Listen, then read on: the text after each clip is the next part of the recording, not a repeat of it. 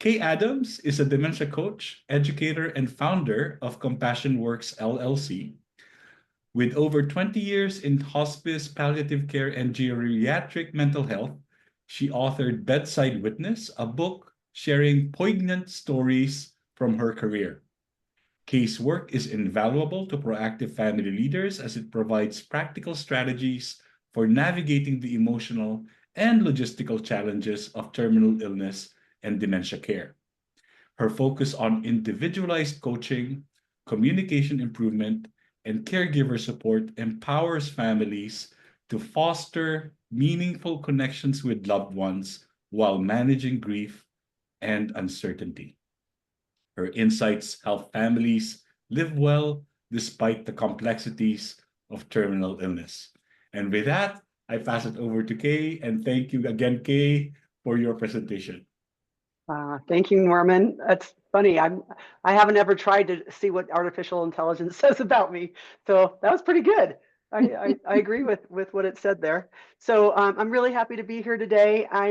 This is one of my favorite presentations that I give, and it's not so much education-based as story-based and heart-based. And I don't know about any of the rest of you, but right now in our country, it feels like we need a whole lot more of that, right? So hopefully this will be like a little shot in the arm for you today. So I entitled this talk, Drinking Deeply from the Well, Powerful Lessons on Life for the Living. And I think when I wrote this, it even is more important now, right now in this year. So I wanted to start by asking a question and see if you'll just briefly just write down what comes to mind in the chat box. And the question is, when it comes to thinking about aging and illness, what worries you most? Just throw a few things in that chat box and then Norman can tell me what you said. When it comes to aging and illness, what worries you most?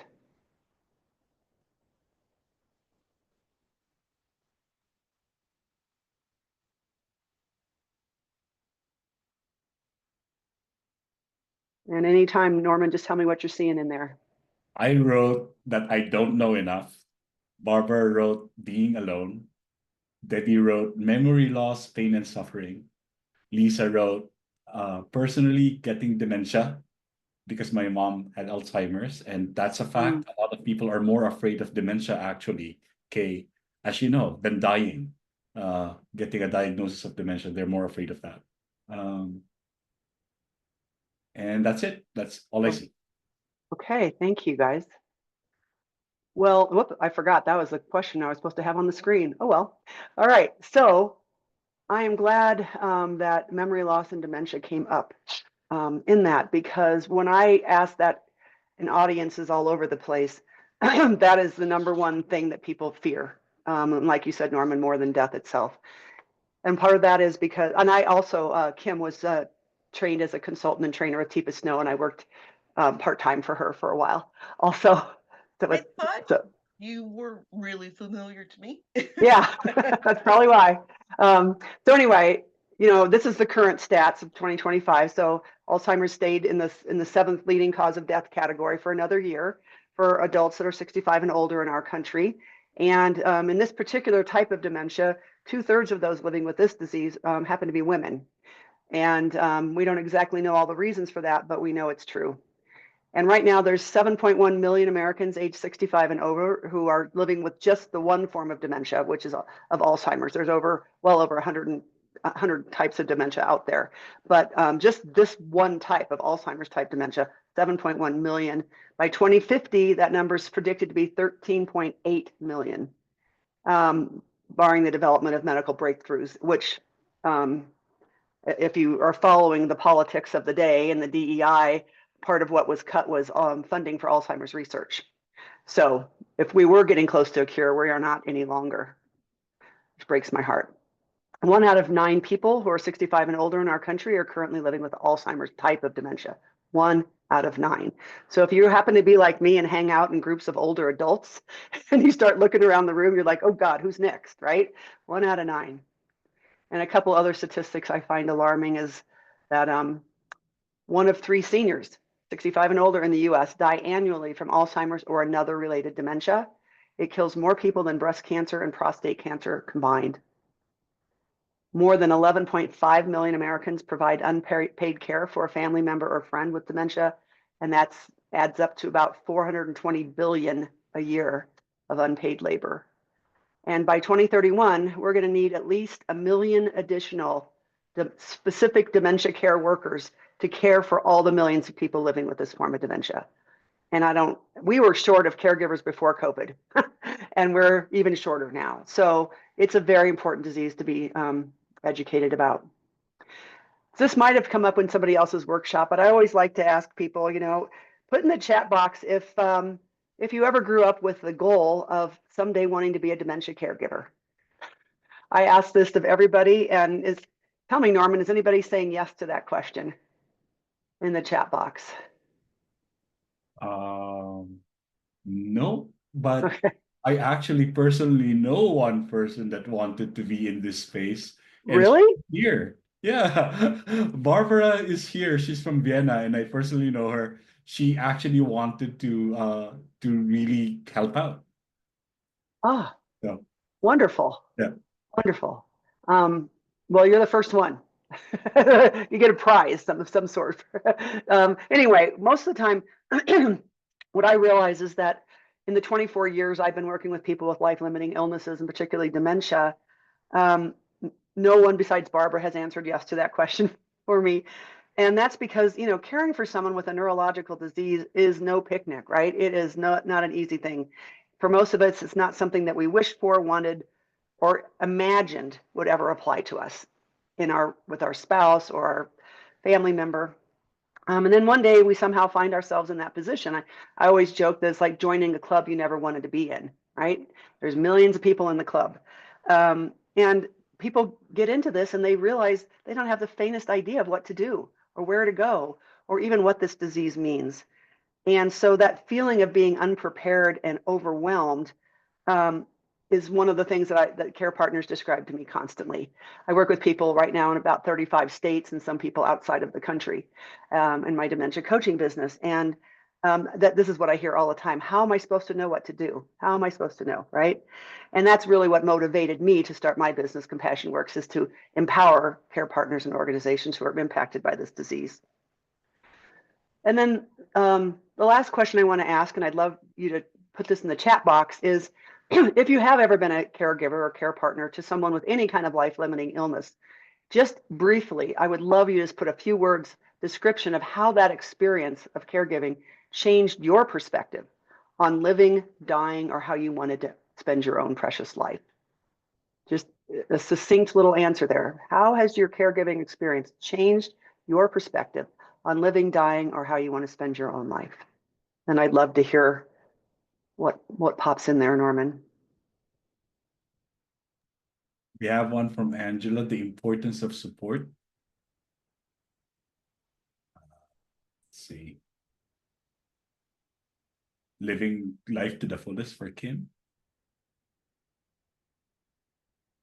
Back to Angela again, it's the importance of support and early planning. Amen. It's living life to the fullest. Judy, I don't want to die like my mom did.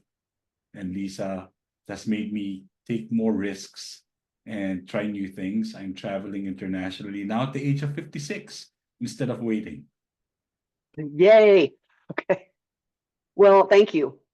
I can tell you unequivocally of it's getting bordering around, I'm almost at 25 years as being a medical social worker.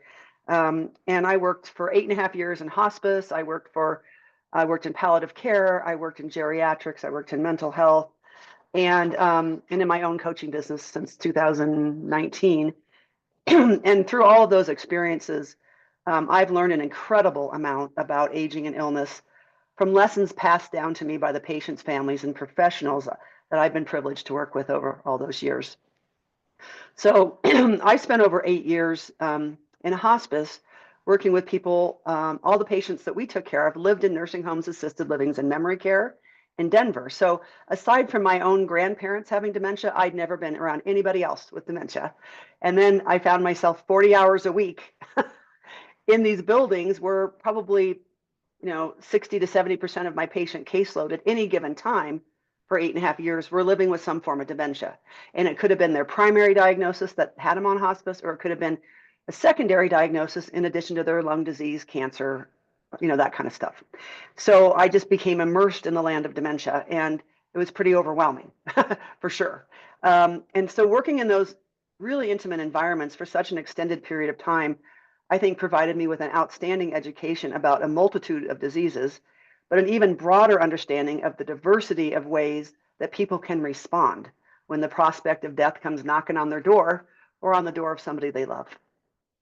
So when I left hospice, I went to Kaiser, if you guys are familiar with Kaiser Permanente here in Denver, and I worked in a diagnostic memory clinic. So I worked with geriatric psychiatrists, geriatricians, nurse practitioners, social workers.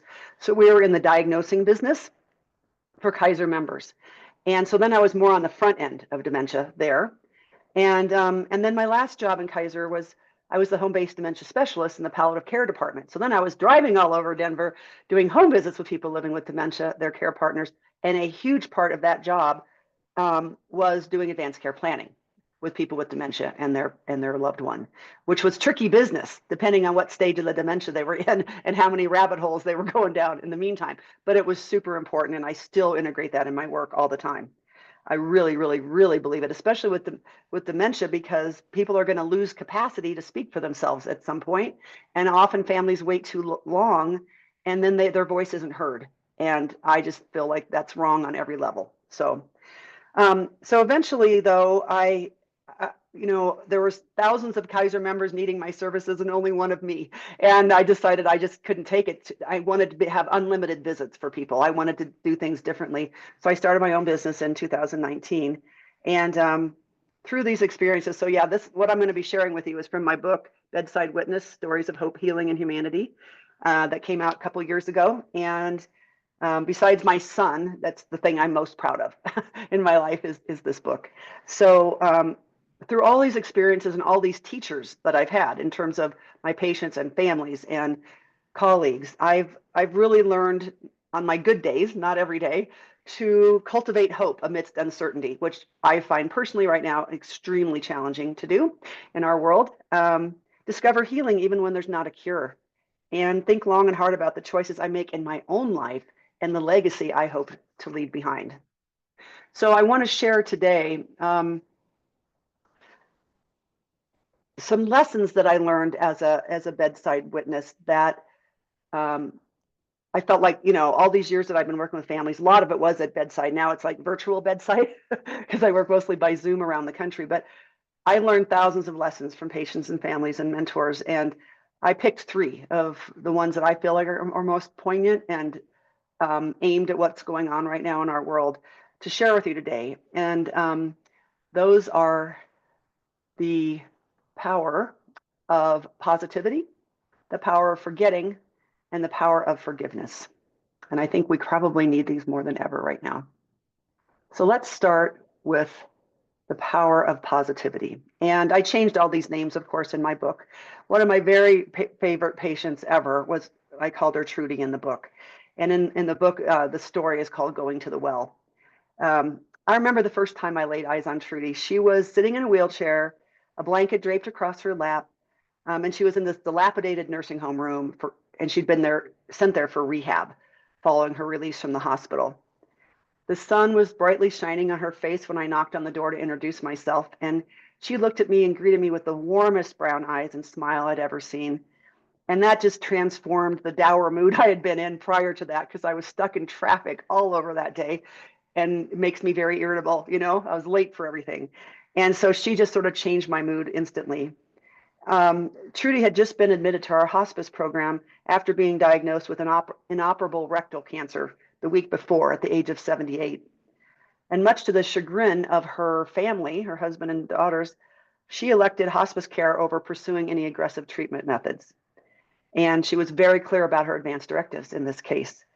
And after spending only a few minutes in Trudy's company, I could fully understand why her family had hoped that their beloved matriarch would choose radiation and chemotherapy over palliative care options so she could fight to stay around longer. Trudy explained to me that her husband and daughters tried their best to convince her to go the treatment route and get that radiation and chemo, but just to buy her some extra time, right? But she had this great Southern drawl, and she's told me that plan just didn't make a lick of sense to her because there was no cure in the cancer, right? Even if she put herself through all of that. So she said, why would I want to spend the last weeks of and months of my life feeling sick and beaten down from all that medical mumbo jumbo in order to buy myself a few extra days of life on this earth? I just as soon enjoy every day I have left and skip all that needless suffering in between. It dawned on me that Trudy was like some sort of enlightened Buddha, disguised as an ordinary looking woman in a wheelchair. I just knew that this unassuming and delightful being would teach me profound lessons in a simple, down-to-earth manner. We'd barely met, but I already wanted to spend as much time in Trudy's company as I possibly could. After working as a hospice social worker for almost 2 years by that time, I'd learned the skill of intuitively knowing within the first 30 minutes of meeting them which patients would still my heart. And Trudy most definitely fell into that category in record time. A few weeks later, she was transferred out of the rehab facility and permanently relocated to a nursing home up in the foothills outside of Denver, which was only 1 mile from her home and her husband of 50 years. Everyone on the hospice team, including the nurse, chaplain, nursing assistant, and myself, went to bat with our manager, begging her to keep Trudy on our service, even though it was a little bit further out of our geographical range that we were supposed to go, but we all loved her so much we wanted to keep her. So we wanted to continue to care for her, maybe not, if not for her sake, then for our own. Because each of us on the team had fallen in love with Trudy for our own reasons. We would almost invent reasons to, like how going up the hill to go see her, even if she wasn't having a pain crisis or any acute issues that needed to be urgently addressed. I'll admit the obvious fact now. We went to see Trudy not because of what she needed from us, but because of what we also freely received from her, just by being in her presence. It was like rare air to be in Trudy's company. It was a distinct privilege to support her on her dying journey, a replenishing and nourishing experience for one's soul to sit by her bedside. I referred to that phenomena as going to the well, and we all collectively understood what that meant when it came to our beloved patient.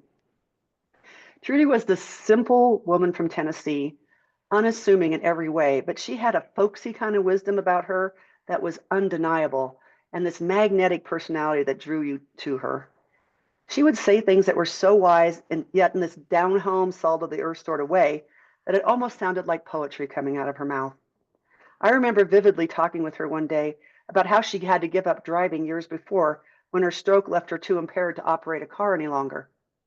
As part of that conversation, we discussed how close Trudy now lived in proximity to her home and husband, but how she'd never be able to leave the confines of the long-term care facility to make it there again because of her physical limitations.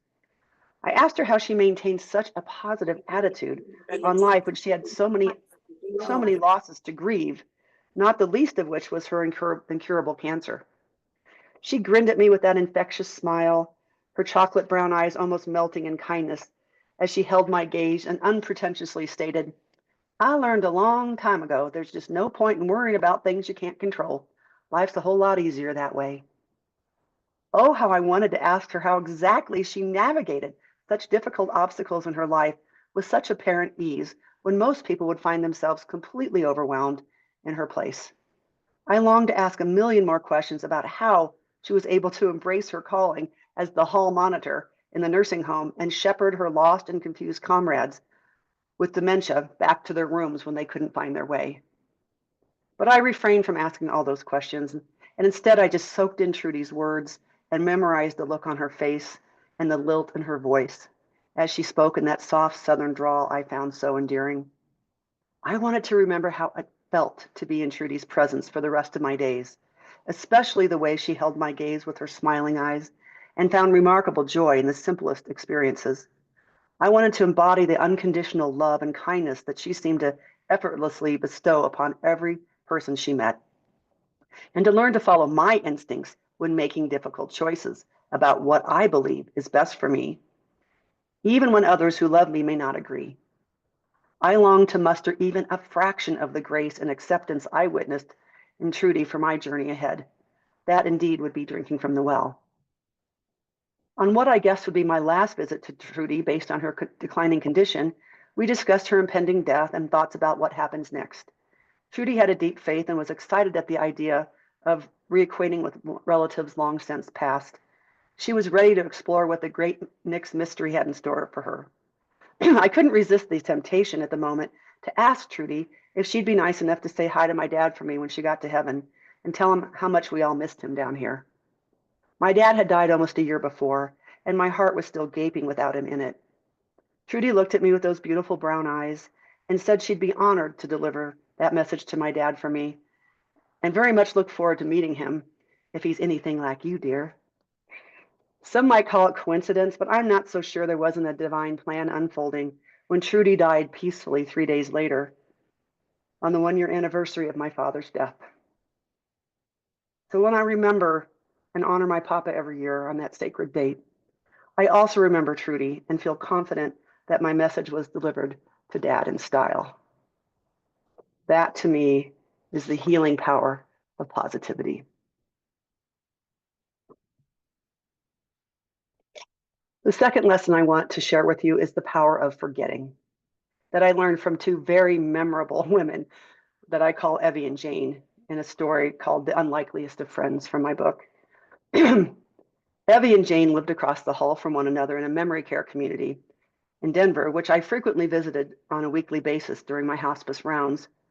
Evie was always fashionably dressed in an elegant blouse and pants with perfectly coordinated accessories and patent leather shoes. She had an unmistakable New York accent and a rapid cadence of speech. Evie's son mailed her bagels from her favorite Jewish bakery in New York City every week, which Evie always delighted in. Evie was admitted onto hospice under the primary diagnosis of congestive heart failure, and she had a secondary diagnosis of Alzheimer's disease. Directly across the hall from Evie lived Jane. Jane was raised in the hollers of West Virginia, in a town so small you could spit from one end of it to the other. Jane dressed in jeans, checkered buttoned-up shirts, and sensible shoes. She was the antithesis of flashy in every sense of the word, in her charming, no-nonsense kind of way. Jane had been diagnosed with vascular dementia 5 years before, resulting from a series of small strokes that she sustained over a 3-year period. With the brain changes resulting from her strokes, Jane couldn't fully comprehend the fact that she was living in a neighborhood designed specifically for people with dementia. But she was savvy enough to know that something was different about her fellow residents. Jane would often confide to me in hushed tones that the people who live in this place are older than the hills and a few bricks short of a load. But she didn't seem to mind their company one bit. In fact, the person's company she enjoyed sharing the very most was the one she seemingly had the least in common with in the entire place, Evie. On the surface, these two women didn't seem to have much of anything in common, aside from having dementia. They were from entirely different parts of the country, were raised with very different values and religions, and couldn't have been more opposite in the way they spoke or carried themselves. But that didn't stop them whatsoever from becoming fast friends, despite their perceived differences. Nearly every time I came to visit that memory care community, I always found Evie and Jane palling around together and having some of the most hilarious discussions I've ever heard. Evie and Jane always hung out in side-by-side chairs right outside of the dining room, which was kept locked between meals. The dynamic duo would typically show up there at least an hour before the appointed meal times, as they no longer had an accurate concept of time. I would often pass them in the hallway and overhear snippets of their conversations. One day I heard Evie say, "Who's in charge of this place anyway? I think they need some new management around here. The meals are always late and there's not nearly enough men. I think we should file a complaint." And Jane replied with, "You're right. We just have to figure out who to complain to. Do you know who's in charge of this place?" And round the conversation would go like some old, newer version of Who's on First by Abbott and Costello. It was every bit as funny. On another occasion, I walked by Evie and Jane shooting the breeze outside of the dining room when loud sirens could be heard approaching from the building outside. Moments later, two extremely handsome young paramedics arrived on the scene with their gurney. They'd been summoned after another resident had a cardiac event, and 911 had been called. Ever curious, the dynamic duo followed the strapping young men down the hallway and into the room where an older woman was carefully being placed on the gurney for transport to the emergency room. Oblivious to the distress of their comrade, Evie and Jane were instead focused on the muscular lads in uniform. I overheard Jane say, "Well, butter my butt and call me a biscuit. Those boys sure ain't hard on the eyes." Evie nodded in agreement and sidled up next to the stretcher, turned on her dazzling smile, and began flirting with the young men as if there weren't 60 years of age between them. Both of the paramedics turned bright red from Evie's unedited and colorful comments, including offering to remove the other resident from the gurney so she could ride in the ambulance with them instead. I could tell those medical professionals were hurrying even faster than usual just to escape the good-natured but embarrassing ribbing from Evie. As they were leaving the building, I heard Jane exclaim, "Those boys are faster than a one-legged man in a butt-kicking competition. Just look at them go." It was the most exciting event that happened in as long as Jane and Evie could recall, and they were enjoying every second of the ride.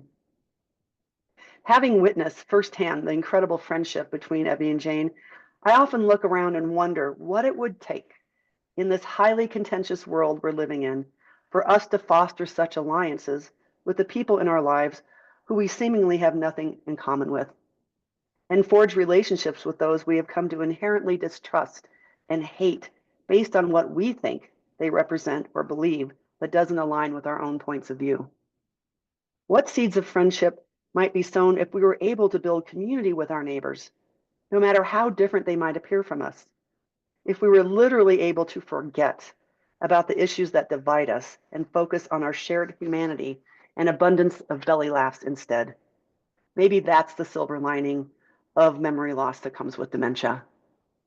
What I learned from my interactions with Evie and Jane and from hundreds of other people living with dementia during my career is that it's possible for all of us, even those of us without dementia, even those of us who are polarized in politics, to practice forgetting about our differences and to form new relationships with others based on what truly unites us in our shared humanity, instead of on what we perceive and believe divides us. If only we could all soak in their wisdom and integrate that powerful lesson into our lives, just think how much more loving, compassionate, and peaceful our world could become, and how many belly laughs we could enjoy in the process. That's the kind of world I want to live in, and I'm guessing many of you do as well. That is the fabulous power of forgetting. And the last lesson I want to leave you with today is the power of forgiveness, which I learned from Gavin in a story called Mending Fences. In addition to providing dementia most of my coaching is to family members, adult children, or spouses, but I also work some with people with mild cognitive impairment or early stage dementia in my coaching business. And these clients are usually trying to come to terms with their diagnosis, are grappling with the concept of how to live the rest of their lives with their progressive brain changes and how to plan for the future, right, with their advanced directives and everything else. One such gentleman that I had the honor of working with was named Gavin. He was a handsome man who had enjoyed a highly successful business career before being diagnosed with early stage Alzheimer's disease a year before I met him at the age of 64. He told me he'd been struggling ever since the diagnosis to figure out what was happening in his brain and what to do about it. Gavin asked me if I would be able to help him understand his disease, as he had never met anyone with dementia before and had no idea what was in store for him. He bemoaned the fact that his doctor had delivered the Alzheimer's diagnosis in a 15-minute clinic appointment, and then simply advised him not to waste any time worrying about what the future might hold, but to instead to go live each day to the fullest and everything else will take care of itself. Gavin told me he felt like his PCP should have given him more direction or a plan that would assist him in understanding his diagnosis and where to go for help and to prepare for the uncertain path he was just beginning to embark on, but that never happened. Therefore, I agreed to schedule a coaching session with Gavin over Zoom the following week to discuss his many unanswered questions. During our first coaching call, Gavin shared with me that he had 3 grown children and that he had been estranged from his daughter Allison for 20 years. One of the priorities that this concerned father wanted to work on during our weekly coaching sessions was to try to improve his strained relationship with his daughter while he still possessed what he called the brain power to pull it off. According to Gavin, part of what led to his divorce from his first wife was his workaholism and domineering style of parenting. He told me that my mindset back then was that my primary job was to run a tight ship and to be the breadwinner for my family. Everything other than that was way down on my priority list, including being a good father to my daughter, Allison. Gavin deeply regretted many of the decisions he'd made as a parent to Allison when she was growing up, and he hoped to rectify that situation before he lost the ability to do so. Gavin was aware that his brain changes were already starting to impact his short-term memory and ability to communicate effectively. So he was anxious to find ways to begin to repair the damage of the past and make amends with Allison before his cognition got even worse. Gavin referred to this mindful healing process as mending fences, and he desperately wanted to mend as many fences as possible with his firstborn child before the window of opportunity permanently closed. During our second coaching call, we reviewed the different paths to reconciliation that Gavin had hoped would move him closer to his goal of mending fences with Allison. He carefully weighed his options and decided to start by writing her a letter. He was initially terrified of taking such an action step, but agreed to at least try to put his thoughts on paper. After all, if the letter didn't turn out the way he wanted, he could always throw it away and start again. On the day of our third virtual coaching session, I could immediately tell how raw and emotional Gavin was by his quavering voice and his wistful look in his eyes. He told me that he had spent many days composing a long letter to Allison and asked if he could review it with me during our call before he sent it off. Gavin proceeded to read the letter to me line by line and frequently had to stop and regroup when he became overcome with tears before he could continue. In the letter, Gavin owned his mistakes of the past and told Allison how much he longed for an honest and real relationship with her while he still had the mental capacity to have a good conversation. He told Allison how frightened he was about his memory problems he'd been experiencing, which made it hard for him to find the words he wanted to say and to retain information that he had only heard a short time before. For a man who had built his life, company, and reputation on being an articulate communicator with a mind like a steel trap and a memory for details, Alzheimer's was bringing Gavin to his knees.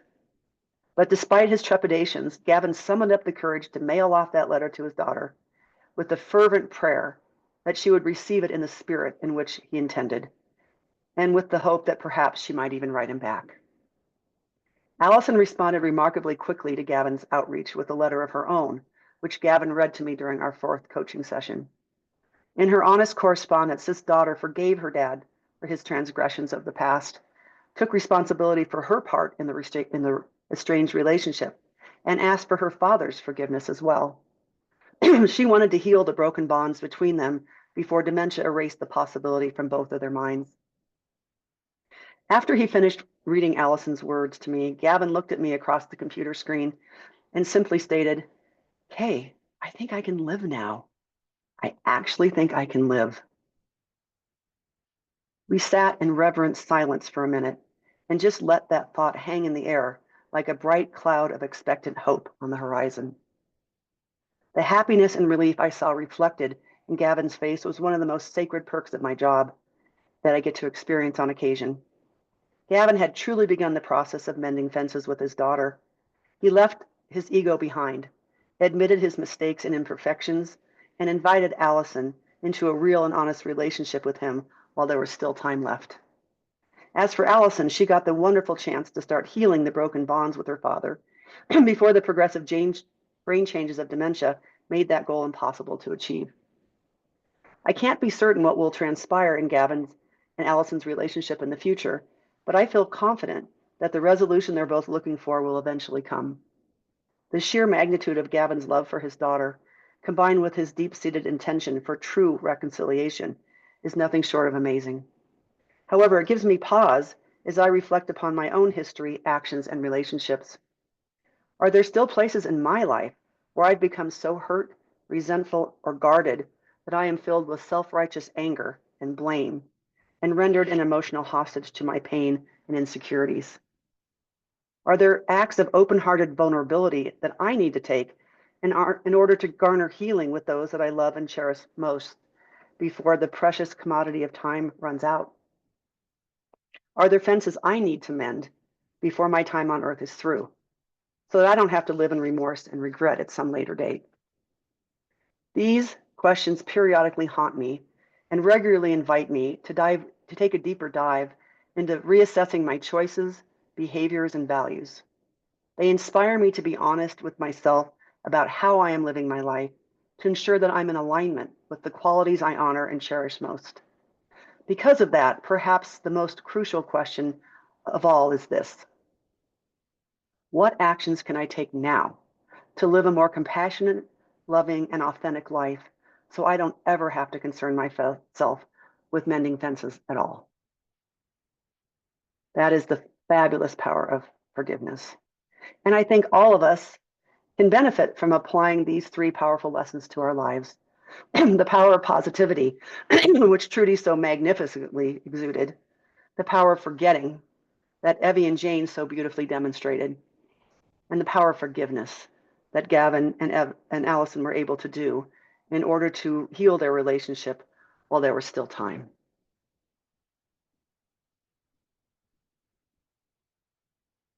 So I would love to, in the few minutes we have left, I would love to open it up for discussion. You know, people could just unmute, or you could put it in the chat box. But I would love to know this question. If anybody could or would be willing to share a brief, has to be brief, example of a time that you witnessed the positivity of someone around you and were inspired by it. Or share an example from your own life about a time you were able to turn a negative situation into something more positive. Anybody have an example they'd like to share?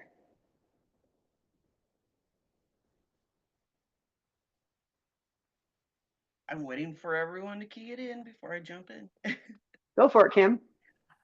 You know, during when COVID hit, I went to work at a memory care for about 42 individuals with mid to late state dementia. There was two individuals. One gentleman survived 4 months of being in quarantine. Both of them had later state dementia. These two individuals found each other, and they found the love of their lives.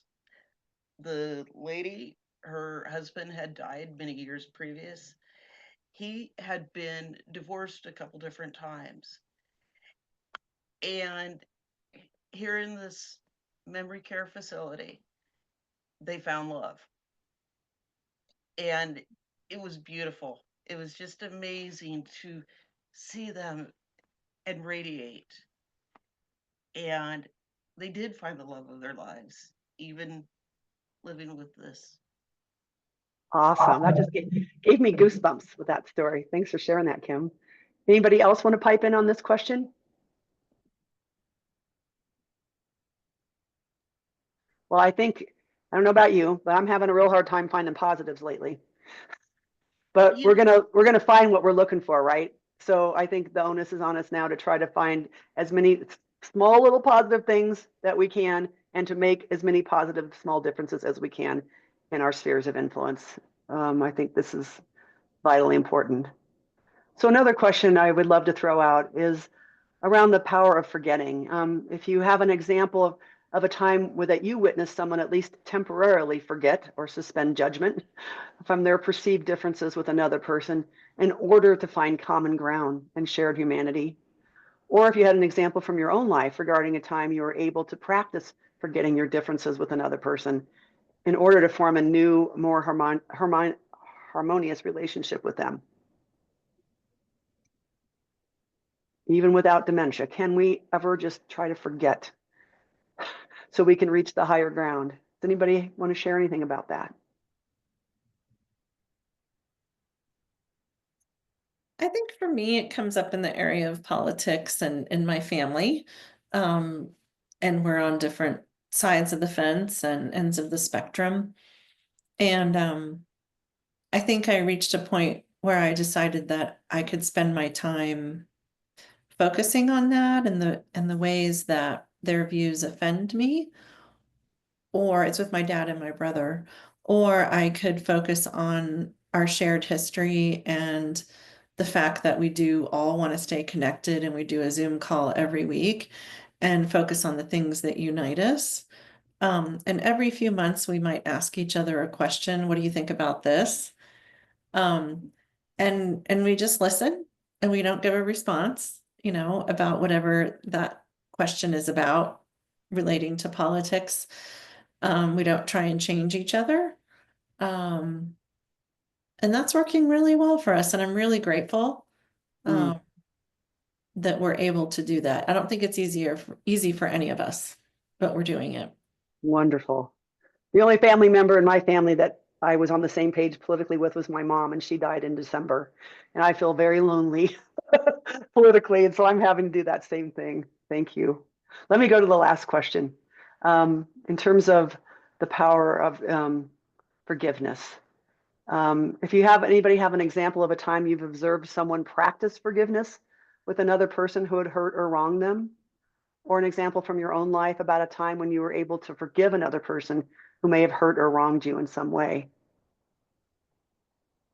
This is a learning curve, lifelong one for me. I don't forgive quickly. Anybody have anything to share there?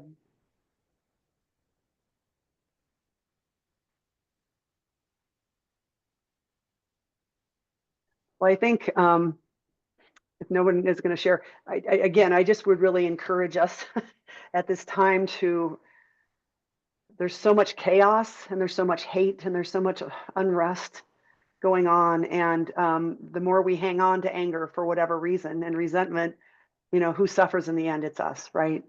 And so I just encourage us all to kind of think about that as we go forward in this time. And I want to end with Mark Nepo. If you've never read the Book of Awakening, it's one of my very favorite books on earth. And I love this quote, and I have it in the beginning of my book. We've been battered by modern times into obsessive problem solvers. But as life pares us down into only what is essential, it becomes clear that the deepest sufferings of heart and spirit cannot be solved, only witnessed and held. And I think all of us are doing that in our work and our families.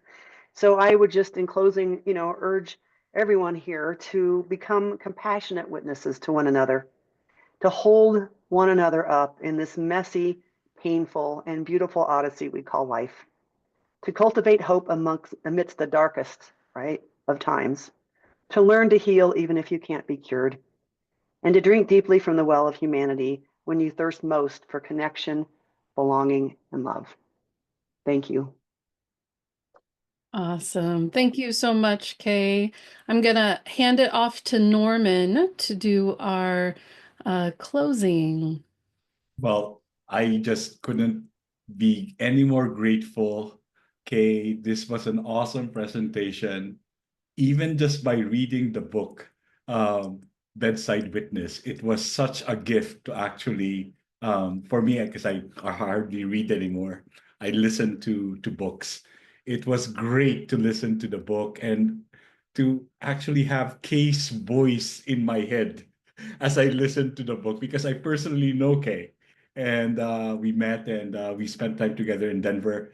And it was really fun to actually get to know her, what she does, and really just to understand what it's like to be someone like Kay. That was kind of like so powerful for me. But I wanted to share too, Kay is in our community, and I would love to invite you to join, just because it's one of those once in a lifetime things where you actually get to interact with the person that you just met and actually over time learn and share with her. So she's gonna be there. So please join. I'm gonna put the invite in our chat and you'll see it there.